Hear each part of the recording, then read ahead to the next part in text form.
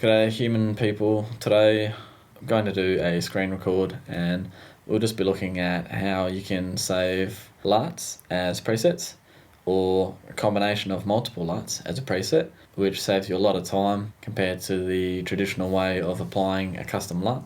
So I use this with some of the more common combinations that I use, and I categorize them in new categories so I can easily find them. So we'll jump in and go through it.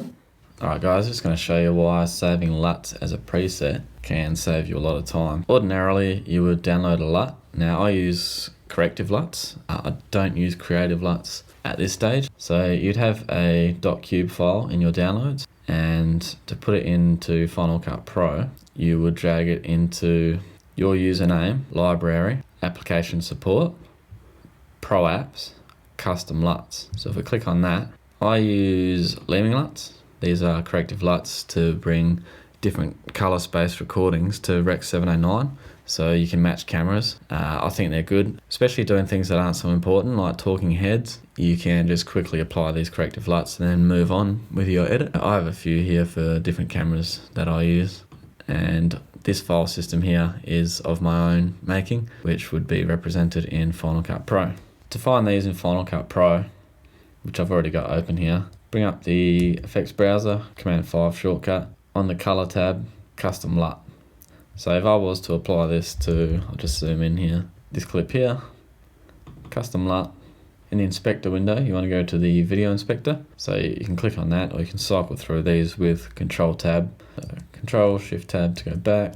Here is that LUT, and then through the drop down menu, this is that file system that you can see I've put here. Skimming LUTs, this is a Sony one. I've got Athena 3 and Pro 3. Now this is recorded in S-Log 3, which you can sort of see the way everything's in that mid-range at the moment. Apply that and there you go. So that is the start of the corrective LUT. And then if I wanted to apply another LUT, Skimming LUT also supply these quickies. Here's for brightening up scenes. These add a bit of contrast. But the problem is you can't preview what these look like until you've applied them. So to get around this, I have created these presets here. So the benefit of having these preset folders, I can actually skim over the footage and I'll get a preview of what everything looks like. So this was filmed in S-Log 3. The reason this is at the front, even though it's not alphabetically in front of Cine 2, is because I've made it my default video effect. It's the one I use most of the time, so it appears in the top left corner. But ordinarily, all your presets will be alphabetical. So being S-Log 3, I can scan through anything to do with S-Log 3. So this is S-Log 3, Athena 3. And the other thing I can do is create combinations. So if I have a scene that is too dark, this one here, for example, was too dark. So I've applied a Skimming LUT Pro Quickie, which basically just brightens up the scene. So if we turn that off, you can see just adds a little bit of brightness. This combination of the initial LUT, which brings it to Rec. 709, and the follow-up LUT, which adds a bit of brightness, this combination can be saved as a preset. And if I just remove these, Command Shift X, I'll remove all effects, I'll leave the retiming. When you save your effects, you can save them as a combination. So you can see here, S-Log 3, Athena 3, with Apollo Brighter. And this naming scheme is done by me. See, once it's applied, it's actually two LUTs there. So you can set up any combination of LUTs you want. You can set up a corrective LUT with a creative LUT that you use all the time, and you can save that as an effect preset. You can save it in its own folder. Now I put an underscore under these to bring them to the top of this list. Every time I open the editor, the LUTs are at the top and I can find them easily. I've saved just a random bunch of combinations here. You can save as many as you want, and then I've got the quickies, so I can apply them singularly if I need to. After I realise footage might be too dark, I can come in here and apply them. And then these are non-Skimming LUTs, DJI official, Insta360, and the Sony official S-Log 3. So this is a lot quicker than going into colour, adding custom LUT, having to click through the drop-down menus, and at the same time not getting a preview of what it's going to look like when it's done. You can make combination presets, which I'll show you now. We'll use this clip as an example again. So for this one, if I went in and added S-Log 3 Pro 3 from Lemming LUT, and then I noticed that it was too dark. I'd have to go into color, custom LUT, go through Lemming LUT Pro quickies, start with the brightest. Maybe I don't like that, it's too bright. I have to go back to brighter, say I'm more happy with that.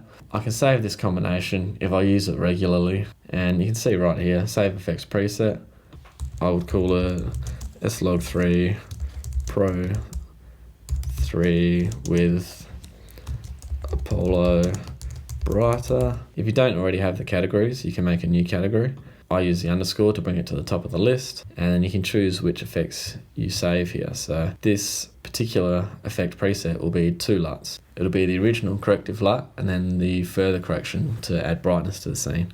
The naming scheme is up to you, and that will sit within this bucket of the category. So this would be under Lemming LUTs for me. I'm not going to do it because I've already made this combination, but that is how you would make a preset, and then it would appear in here. I haven't saved every single possible combination, but there's some here with more contrast, and I've saved a mixture of Athena 3 and Pro 3. Maybe 2 Pro, GoPro Athena 3, GoPro Pro 3, Cinetone. These are just the quickies if I want to add the stuff to later. So that's it for this one. So combining these LUT presets with the timeline index, which I'll show you in another video, you can save a lot of time. I normally couple this with using the timeline index to apply batch edits at the end after everything's been cut and just get the color corrections done in a hurry. So I'll link that video about using the timeline index up there.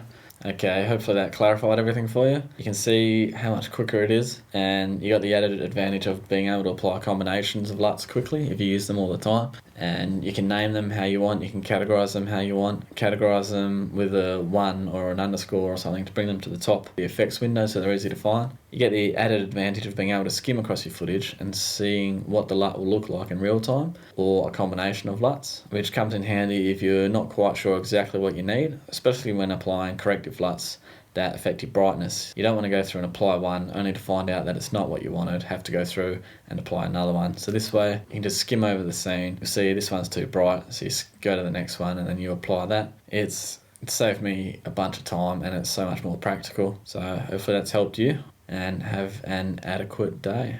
Be good during the day. Don't do anything. I'm Russell Athletic. I'm heads, shoulders, knees and toes. In this video I'm gonna go cook some lasagna, and by cook lasagna I mean put it in the oven. That's me set for life.